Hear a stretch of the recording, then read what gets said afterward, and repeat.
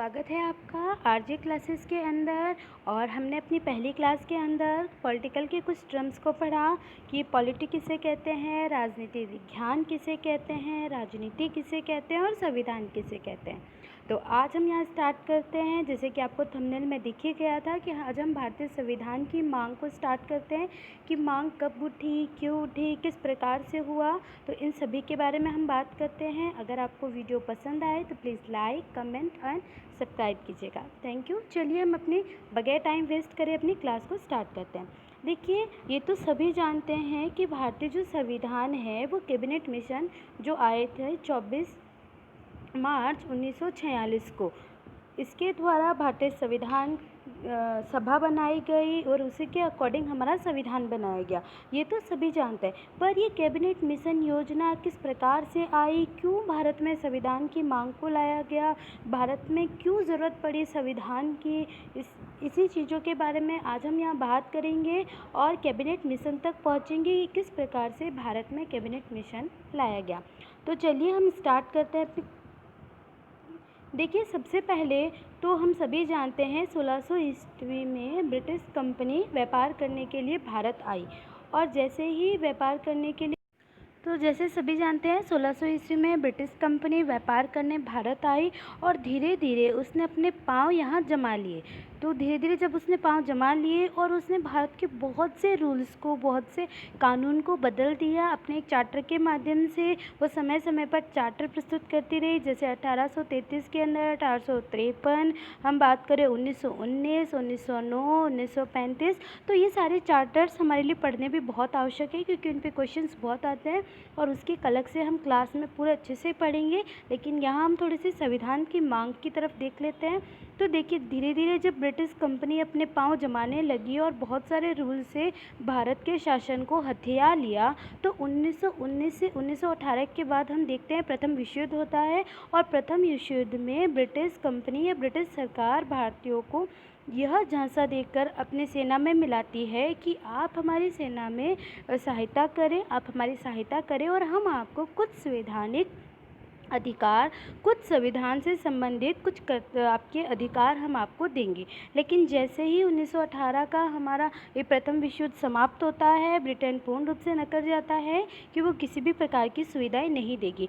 यहीं से ही भारतीयों के अंदर अपने लिए अलग से एक संविधान, अलग से कानून की मांग उठना स्टार्ट हो जाती है। वो धीरे धीरे आगे बढ़ती है। 1939 और 1945 के समय वो पीक पॉइंट पे होती है जब हमारे पूरे विश्व में सेकेंड वर्ल्ड वॉर यानी द्वितीय विश्व युद्ध चल रहा होता है। देखिए, यहाँ पे मैंने आपको तारीख के समेत विश्व युद्ध के बारे में बताया है कि 1939 से 1945 के मध्य जब द्वितीय विश्व युद्ध चल रहा होता है तो एक मिशन जो कि क्रिप्स मिशन के नाम से जाना जाता है, वो 1942 में भारत आता है, यानी भारत में भेजा जाता है। देखिए, क्रिप्स मिशन के बारे में बहुत सारे क्वेश्चंस पूछे जाते हैं कॉम्पिटिटिव एग्ज़ाम में भी कि ये किस पार्टी से था या उस समय ब्रिटेन में कौन सी पार्टी थी, कौन प्रधानमंत्री थे जिन्होंने क्रिप्स मिशन को भेजा, इसका क्या उद्देश्य था और क्या भारतीय ने इसको एक्सेप्ट किया, इसकी क्या उद्देश्य प्रस्ताव ये लेके आया। इस सभी के बारे में हम यहाँ बात करते हैं। देखिए, क्रिप्स मिशन जो कि 1942 में आता है और उस समय ब्रिटेन की सरकार जो होती है वो कंजर्वेटिव पार्टी की होती है। देखिए, ब्रिटेन में दो प्रकार की पार्टीज़ हैं, एक कंजर्वेटिव पार्टी और दूसरी लेबर पार्टी। तो 1942 में कंजर्वेटिव पार्टी होती है और उसकी जो प्रधानमंत्री होती हैं वो विंस्टन चर्चिल होते हैं। तो चर्चिल साहब क्रिप्स मिशन 1942 में भारत में भेजते हैं और वो जिस पार्टी से बिलोंग करते हैं वो पार्टी होती है कंजर्वेटिव पार्टी।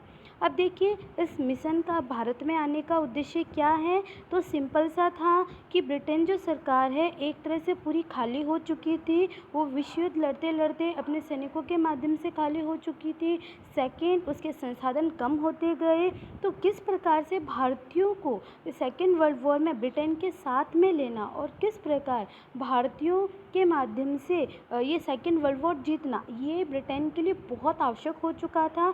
तो अब देखिए, 1918 में जब हमें प्रथम विश्व युद्ध के बाद जब हमें कुछ सुविधाएं नहीं दी गई तो द्वितीय विश्व युद्ध में हमें साथ मिलाने के लिए उन्होंने क्रिप्स मिशन 1942 को भारत में भेजा। और इसका सीधा सा उद्देश्य था कि भारतीय हमारा साथ दे तो हम क्या करेंगे, उन्हें संविधान की जो मांग वो समय के साथ करते आ रहे हैं उसकी मांग को हम पूरा करेंगे। ये सिर्फ एक क्रिप्स मिशन का उद्देश्य था जिसको पूर्ण रूप से भारतीयों ने नकार दिया, भारत ने इसे स्वीकार नहीं किया गया। महात्मा गांधी ने इसके बारे में कहा कि ये तो पोस्ट डेटेड चेक है, यानी एक ऐसा चेक है जो कभी पूरा ही नहीं होगा। तो जवाहरलाल नेहरू जी ने क्रिप्स मिशन के बारे में कहा कि ये एक ऐसा चेक है जिसकी जो बैंक है वो डूबने वाला है या जो बैंक है वो समाप्त होने वाला है।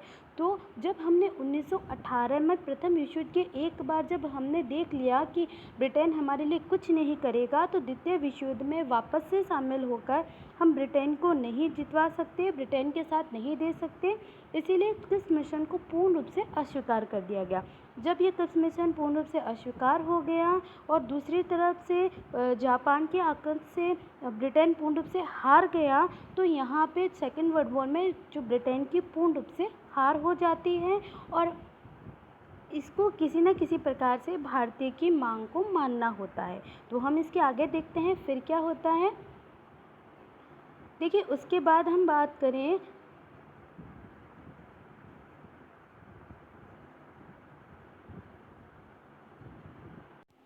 जब क्रिप्स मिशन पूरी तरह से फ्लॉप हो जाता है और भारतीय उसे स्वीकार नहीं करते, तो जब एंडिंग होता है, क्योंकि ब्रिटेन सेकेंड वर्ल्ड वॉर में पूर्ण रूप से हार जाता है, संसाधन भी उसके समाप्त हो जाते हैं, तो 1945 में ब्रिटेन में फिर से चुनाव होते हैं।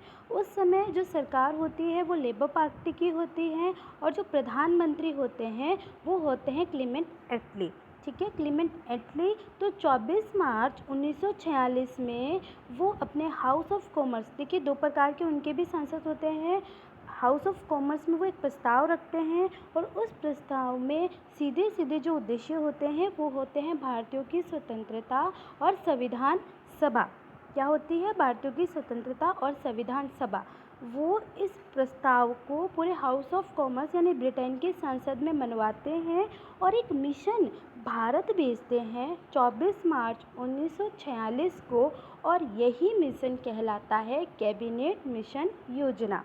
तो हमने देखा कि किस प्रकार कैबिनेट मिशन योजना का प्रारूप बनता है, किस प्रकार कैबिनेट मिशन योजना कि भारतीयों के अंदर संविधान की मांग क्यों उठती है, क्योंकि ब्रिटिश सरकार ने इतना हमें दबा दिया था कि धीरे धीरे हमें उसकी मांग होने लगी और फिर एग्जैक्ट जो प्रारूप बन के आता है वो कैबिनेट मिशन योजना 24 मार्च 1946, और यहाँ से हमारे संविधान सभा बननी स्टार्ट होती है।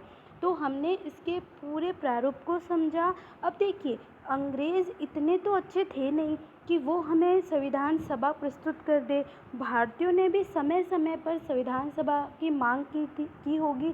तो संविधान सभा की मांग भारतीयों ने कैसे की, किस किस ने की, इन सभी के बारे में, कौन सी संविधान सभा की औपचारिक मांग है, कौन सी अनौपचारिक मांग है, किस विधेयक में की गई, कौन से में इसको माना गया, तो इन सभी चीज़ों के बारे में हम अपनी नेक्स्ट क्लास में पढ़ेंगे।